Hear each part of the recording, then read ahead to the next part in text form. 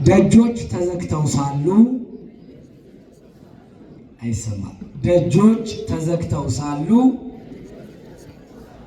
ኢየሱስ መጣ፣ በመካከላቸውም ቆሞ ሰላም ለእናንተ ይሁን አላቸው። አምላካችን እግዚአብሔር በመካከላችን ተገኝቶ ሰላሙን ፍቅሩን ያብዛልን። እንግዲህ የዛሬው በዓል እንደምታውቁት ዳግም ትንሣኤ ይባላል። አምላካችን እግዚአብሔር ኢየሱስ ክርስቶስ አንዴ ነው የተነሳው። ግን ቤተ ክርስቲያን ይህንን ዕለት ዳግም ትንሣኤ ትለዋለች። ስለምን ዳግም ትንሣኤ ትለዋለች ቢሉ ስለ ሁለት ነገር ትለዋለች። አንደኛው በትንሣኤ የቀረበው ስብሐተ እግዚአብሔር፣ ምስጋና፣ ዝማሬው፣ ወንጌሉ፣ ቅዳሴው በሙሉ በዚህችም ዕለት በዚህችም እሁድ የሚደገም ስለሆነ ያው ቃለ እግዚአብሔር የሚባል ስለሆነ ምን ይላሉ? ዳግም ትንሣኤ ይሉታል። አንድም ግን ክርስቶስ አንድ ጊዜ ይነሳ እንጂ በዚህ ዕለት ለሐዋርያት ከትንሣኤው በኋላ ሁለተኛ ጊዜ የተገለጠበት በዝግ ቤት በር ዘግተው ሳሉ በመካከላቸው የተገኘበት ዕለት ስለሆነ በተለይም ደግሞ የሐዋርያውን የቅዱስ ቶማስን ጥያቄ የመለሰበት ዕለት ስለሆነ ይህንንም ዳግም መገለጡን ዳግም መታየቱን መሰረት አድርጋ ቅድስት ቤተ ክርስቲያን ዳግም ትንሣኤ ትለዋለች እንጂ አምላካችን እግዚአብሔር የተነሳው አንዴ ነው፣ ሁለተኛ መነሳት የለበትም። ነገር ግን ለቶማስ ጥያቄ ለመመለስ በተዘጋው ቤት ዳግም ሐዋርያት ከትንሣኤ በኋላ መልሰው ጌታችንን ያዩበት ዕለት ስለሆነ ዳግም ትንሣኤ ትለዋለች። እንግዲህ ይህንን ትምህርት መሰረት አድርገን ይህንን ኃይለ ቃል መሰረት አድርገን ስንነጋገር የሐዋርያትን በወቅቱ የነበሩበትን ሁኔታ ወደኋላ መለስ ብሎ ማየት የተገባ ነው። መጻሕፍት እንደሚነግሩን ጌታችን መድኃኒታችን ኢየሱስ ክርስቶስ ሐሙስ ምሽት 3 ሰዓት ከተያዘበት ጀምሮ እንግዲህ ዋናው አውራው እረኛው ስለተያዘ በጎች ተበትነው ነበረ። አይሁድ እንደ ስርዓታቸው እንደ አዋጅ አስቀምጠውትም የነበረ ከክርስቶስ ጋር የተባበረ የክርስቶስ ደቀ መዝሙር የሆነ አብሮ የሆነ በትምህርቱ የተከተለ ማንም ሰው ቢኖር አንድ በማህበራዊ ግንኙነቱ በሙሉ ከሰው የተለየ የተወገዘ አብሮ የማይሆን እንዲሆን አድርገዋል። ሁለትም ደግሞ ከምኩራብ እንዲሰደድ አቅጣጫ አስቀምጠው ነበር። አንድም ሰው ከክርስቶስ ጋር ቢሆን ህብረት ቢያደርግ በምኩራብ ስብሐተ እግዚአብሔርም አምልኮተ እግዚአብሔርም እንዳይፈጽም ከምኩራብ እንዲሰደድ አዋጅ ተናግረው ነበር። ክርስቶስን የሚያምኑና የክርስቶስ የሆኑ በሙሉ በዚህ ጊዜ በዛን ወቅት በስቅላቱም ጊዜ በሙሉ እጅግ አስጨናቂ በሆነ ፍርሃት ውስጥ ጭንቀት ውስጥ ነበሩ።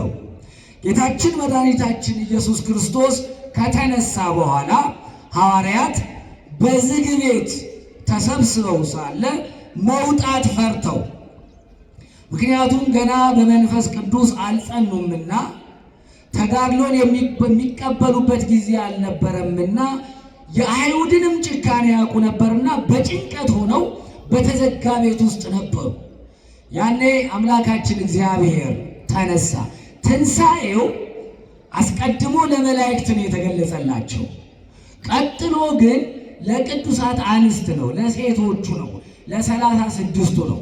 በመጽሐፍ አስቀድማ ወደ መቃብር የሄደችው መግደላዊት ማርያም እንደሆነች መጽሐፍት ይናገራል። ስለዚህ ከመላእክት ቀጥሎ የተገለጠው ትንሣኤ ለሴቶች ነው።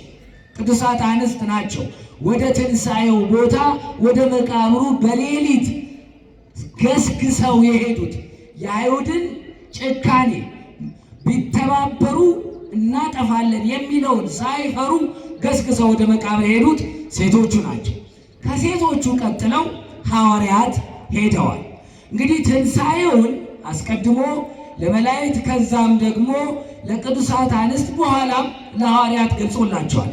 ለመላእክት በሌሊት፣ ለቅዱሳት አንስት በጠዋት፣ ለሐዋርያት ደግሞ በማታ በምሽት ማታ ተሰብስበው ሳለ በዝግ ቤት ነው ተገኝቶ ጌታችን መድኃኒታችን ኢየሱስ ክርስቶስ በተዘጋ በር ገብቶ ሰላም ለእናንተ ይሁን ያላቸው። በዛን ወቅት በዛ በተዘጋ ቤት ውስጥ ገብቶ ሰላም ለእናንተ ይሁን ባላቸው የትንሣኤው መጀመሪያ ዕለት ከመካከላቸው ከ11 ማለት ነው፣ ያው 12ኛው ይሁዳ ከነሱ ስለጎደለ ከ11 መካከል አንዱ የሆነው ቶማስ ዲዲሞስ ማለት ነው በመካከላቸው አልነበረም። ስለዚህ እነሱ ጌታ በመካከላቸው በተገኘ ጊዜ ደጅ ተዘግቷል፣ በተዘጋ ደጅ ነው የገባው፣ በር ክፈቱ አላላቸው። ፈርተው ነው ተሰብስበው ያሉት። በተዘጋው ደጅ ገብቶ ግን በመካከላቸው ቆሞ ሰላም ለእናንተ ይሁን ያላቸው። ጎኑን፣ እጆቹን፣ የተወጋውን የተቸነከረውን አሳያቸው። በዚህ ጊዜ ይላል ቃሉ ሐዋርያት ደስ አላቸው። ምክንያቱም የክርስቶስ መነሳት የእምነታቸው መጽናት ነው፣ የስብከታቸው መሰረት ነው፣ የመመላለሳቸው የመውጣት የመውረዳቸው ሽልማት ነው፣ የአዳምና የልጆቹ የመዳን ምክንያት የመዳን እውነት ነው የክርስቶስ መነሳት። ስለዚህ ሐዋርያት ደስ አላቸው። በዚህም ጌታ 3 ነገርን አላቸው፣ 4 ነገርን ገለጸላቸው። በመጀመሪያ ሰላም ለእናንተ ይሁን አላቸው። ከቃሉ ጋር ናችሁ? ምን አላቸው? ሰላም ለእናንተ ይሁን አላቸው። አስቀድሜ እንደነገርኳችሁ ሐዋርያት ፈርተው ነው በዝግ ቤት ያሉት። በሩን ዘግተው አንድ ቦታ ተሰብስበው በፍርሃት ውስጥ ነበሩ።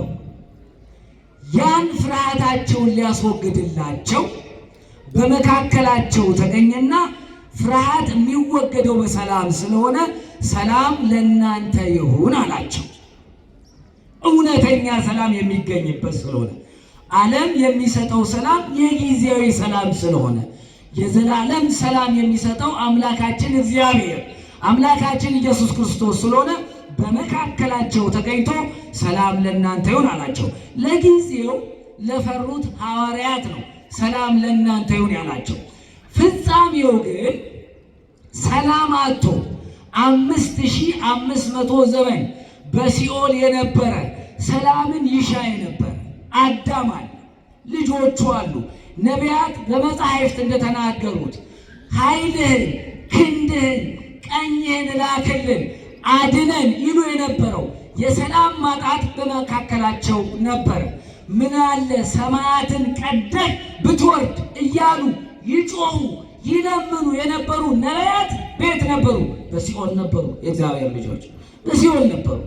ስለዚህ የጌታችን የመድኃኒታችን የኢየሱስ ክርስቶስን መምጣት ይፈልጉ ነበር፣ ይጠብቁ ነበር።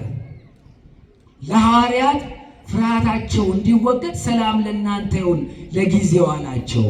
ግን ዋናው ፍጻሜው አዳምና ልጆቹ ሰላም እንዲያገኙ ነው።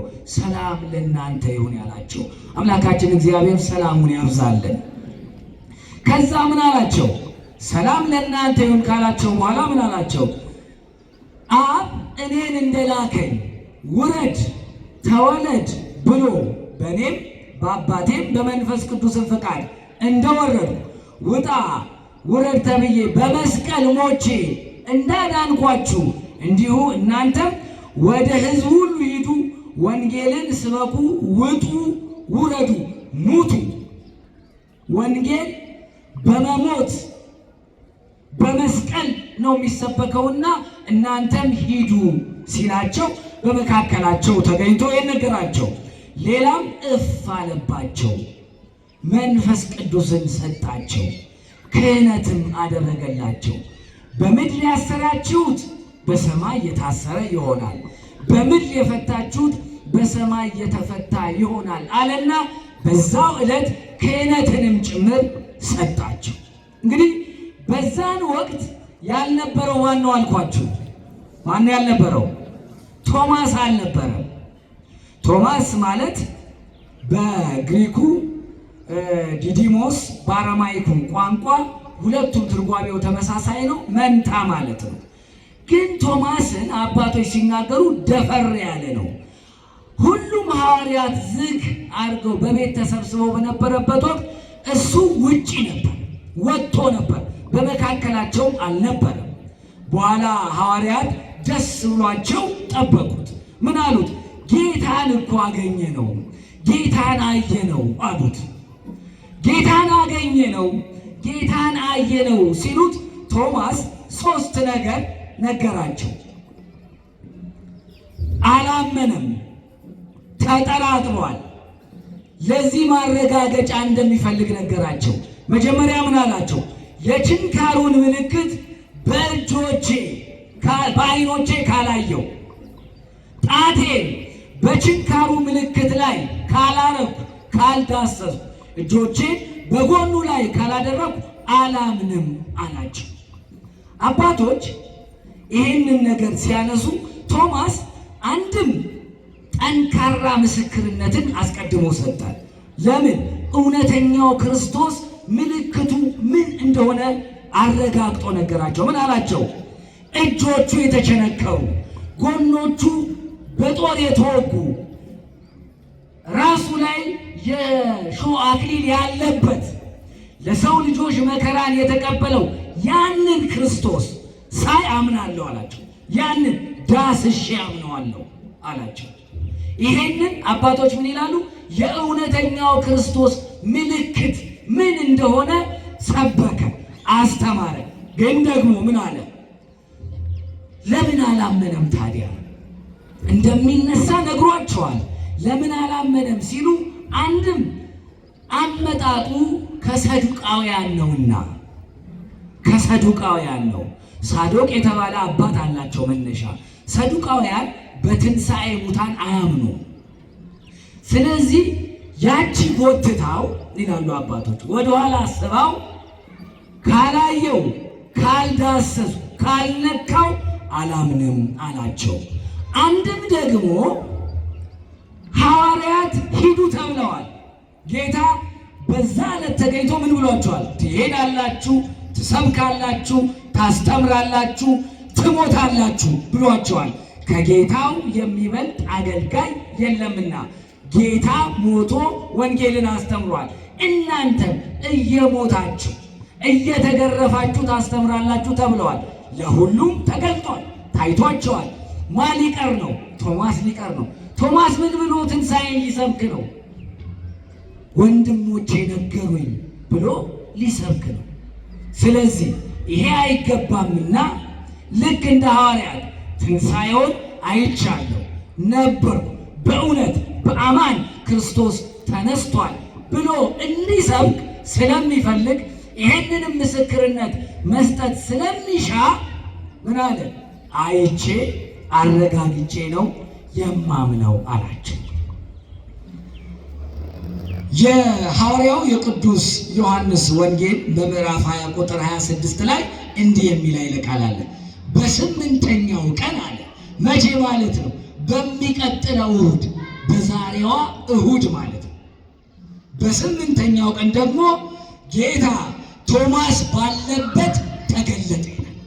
አያችሁ፣ የልቡን መሻት ያቅ ነበር የቶማስንና ወንጌሉ ቀጥታ የሚለው ሐዋርያት ብሎ አይደለም። ምንድን ነው ያለው? በስምንተኛው ቀን ጌታ ቶማስ ባለበት ተገለጠ። አሁን